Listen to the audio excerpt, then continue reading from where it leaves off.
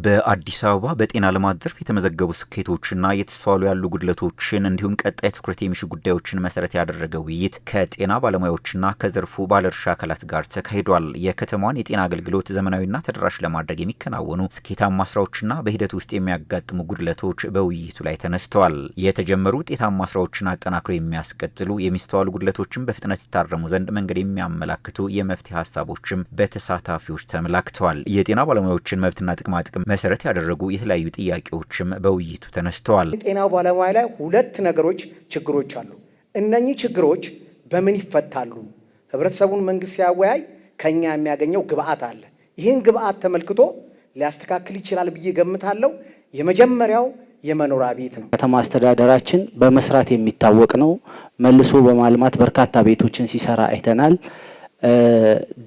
ደካማ ወይም ደግሞ ኢኮኖሚካሊ ዝቅ ለማህበረሰብ ላሉ ክፍሎችም ቤቶችን እየገነባ ሲያስረክብ አይተናል። እኛም ደግሞ ተረጋግተን ማህበረሰባችንን እንድናገለግል የማህበር ቤት የሚሰጠን መንገድ ቢኖር።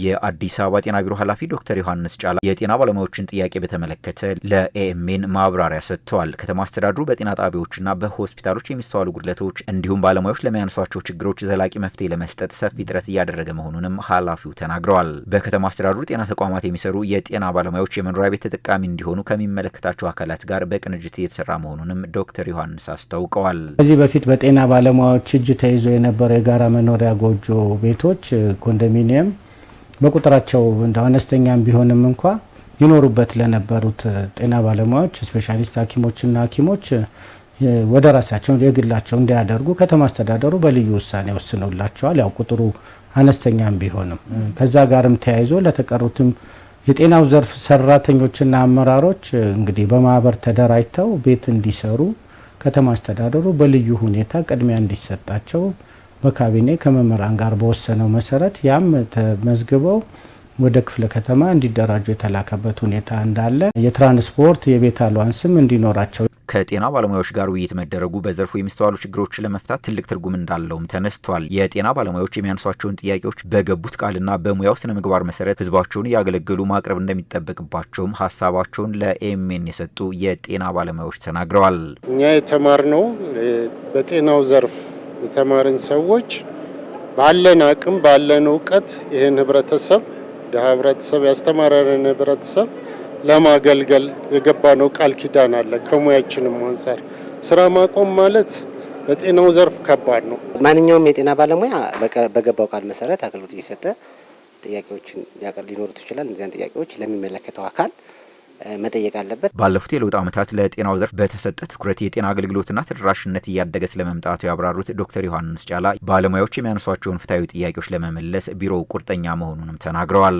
የጤና ባለሙያዎቹ እያነሱ ያሉት ፍትሐዊ ጥያቄዎቻቸውን ፍትሐዊ በሆነ መልኩ ህብረተሰባቸውን ሳይጎዱ ሙያዊ ስነ ምግባራቸውን በጠበቀ መልኩ ህዝባቸውን እያገለገሉ የሚጠየቁትን ጥያቄዎች እንደ ከተማም ከሌላውም ከሚመለከታቸው ባለድርሻ አካላት ጋራ በጋራ ሆኖ ለመስራት ቢሮውም ከተማ አስተዳደሩም ቁርጠኛ እንደሆነ በዚሁ አጋጣሚ መግለጽ እንፈልጋለን። በጉለሌ ክፍለ ከተማ በተካሄደው የጤና ባለሙያዎች ውይይት ላይ ተገኝተው የባለሙያዎችን ጥያቄ የሰሙት የአዲስ አበባ ከተማ ምክር ቤት የፍትህና መልካም አስተዳደር ጉዳዮች ቋሚ ኮሚቴ ሰብሳቢ አቶ ሙሉነህ ደሳለኝ በባለሙያዎች የሚነሱ አስተዳደራዊ ጥያቄዎች ምላሽ እንዲያገኙ የከተማው ምክር ቤት አስፈላጊውን ክትትልና ድጋፍ እንደሚያደርግ አስታውቀዋል። በየጤና ጣቢያዎቹ ያሉ የአገልግሎት ችግሮች እንዲስተካከሉ እንዲታረሙ እና በቀጣይ ከዚህ የተሻለ ለህብረተሰቡ አገልግሎት መስጠት የሚችሉበት ነገር እንዲመቻችላቸው የሚሉ እነዚህና ሌሎች የሚነሱ የመልካም አስተዳደር ችግሮች ናቸው። ይሄንን ደግሞ የማስተካከል የከተማ አስተዳደሩም የክፍለ ከተሞችን በየደረጃ ያለው አካል ሁሉ ኃላፊነት ነው።